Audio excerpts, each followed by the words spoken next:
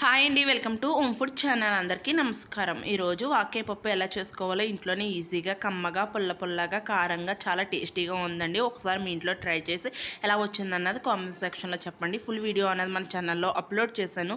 ఇంకా ఎవరైనా చూడకపోతే ఒకసారి వెళ్ళి చెక్ చేసేయండి. ఫస్ట్ వాకాయలు కట్ చేసేసుకుని లోపల ఉన్న గింజలు తీసుకొని మన చిన్న చిన్న ముక్కలుగా కట్ చేసేసుకోవాలి.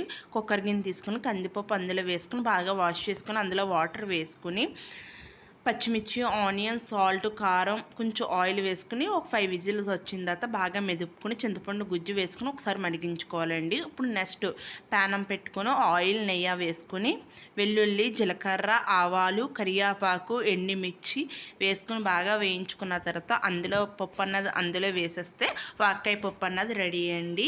ఈ వీడియో మీకు నచ్చినట్లయితే లైక్ చేయండి, షేర్ చేయండి, subscribe to home food channel అండి.